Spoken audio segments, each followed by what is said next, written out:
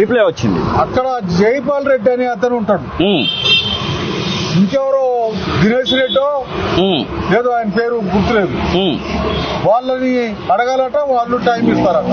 Okay, వాళ్ళకి ఎప్పుడు వచ్చినా ఫోన్ చేస్తున్నా, ఎప్పుడు వచ్చినా మెసేజ్ పెడుతున్నా. నేను మెసేజ్ పెట్టి టైం అడిగితే దానికి సమాధానమే ఉండదు. ఓకే, అయినా వాళ్ళు టైం ఇచ్చినా ఇవ్వకుండా పోయి ఆడి ఇద్దరు చేద్దామంటే గేటు కాడికి పోతే గేటు కాడ బందోబస్తు, ఆ బందోబస్తులో ఉన్నటువంటి అధికారులు, పోలీస్ అధికారులు, సిబ్బంది వీళ్ళు ఫోన్ చేయరు. ఇవాళ పరిస్థితి ఏంటంటే నేను ఆడికి పోగానే ఒక అతను ఫోన్ లో మాట్లాడుతూ పైకి ఫోన్ చేశాడు.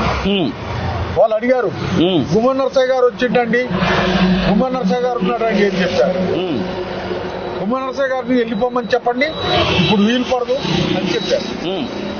అంటే ఈ గవర్నమెంట్ లేదు, ఈ ముఖ్యమంత్రి ఎవరి కోసం, ఎవరికి సేవ చేస్తాడు? అలాంటి వాళ్ళ నుంచి తీసుకుంటే ప్రజా సమస్యలు ఏంటో వస్తాయి. మా అనుభవాలను చెప్తాం, మాకు సంబంధించిన సమస్యలు చెప్తాం. ఆ విధమైనటువంటి పద్ధతిలో అనుభవంతో చేయొచ్చు. ఏంటో అసలు మరి నేను చెప్పేది నబుద్ధి కాకనా, మేమంటే ఇష్టం లేకనా అర్థం కావట్లే.